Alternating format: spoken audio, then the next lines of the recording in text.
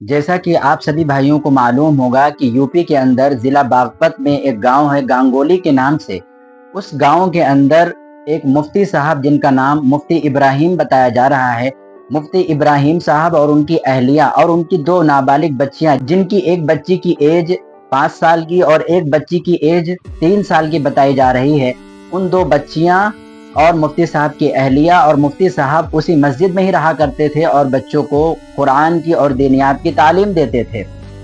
مفتی صاحب دیوبند گئے ہوئے تھے، وزیر خارجہ طالبان کے آئے ہوئے تھے انہی کو دیکھنے کے لیے، تو ان بچوں میں سے 2 بچوں نے، جن بچوں کو مفتی صاحب قرآن اور دینیات کی تعلیم دیتے تھے، ان بچوں نے اپنی دشمنی نکالنے کے لیے، اس لیے کہ ان کو مفتی صاحب مارا کرتے تھے اس ٹائم جب ان کو سبق نہیں یاد ہوتا تھا، اس ٹائم جب وہ پڑھنے میں دل نہیں لگاتے تھے، تو انہوں نے اپنے اندر یہ فیصلہ کر لیا کہ ہمیں ان لوگوں کو جان سے مار دینا ہے۔ جب مفتی صاحب دیوبند گئے اور جب ان لوگوں کو موقع ملا، ان لوگوں نے کمرے میں جا کر سب سے پہلے مفتی صاحب کی اہلیہ کو شہید کیا، پھر اس کے بعد دونوں معصوم بچیوں کو شہید کیا اور دیوار سے کود کے بھاگ گئے۔ پولیس کی انویسٹیگیشن کے مطابق کیمرے میں دیکھا گیا ہے، باقاعدہ ان کی انویسٹیگیشن ہے کہ ان بچوں نے کیا ہے۔ ابھی خبر یہ سامنے آ رہی ہے کہ صرف نابالغ بچے یہ کام نہیں کر سکتے، اس کے پیچھے اور بھی کئی لوگوں کا ہاتھ ہے۔ پولیس کی انویسٹیگیشن چل رہی ہے، وہ انویسٹیگیشن آنے کے بعد پتہ چل جائے گا کہ اصل معاملہ کیا ہے، لیکن اس میں اصل چیز جو یہ ہے جو نکل کے سامنے آئی ہے سی سی ٹی وی کیمرے کے مطابق کہ وہاں پر 2 پڑھنے والے نابالغ بچوں نے ہی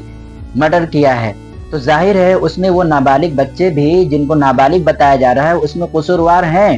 افسوس کی بات یہ ہے کہ آج جو ٹیچر اپنے اسٹوڈنٹ کو قرآن کی اور دینیات کی تعلیم دے رہے ہیں، ان کو سیدھی راہ بتانے کی کوشش کر رہے ہیں،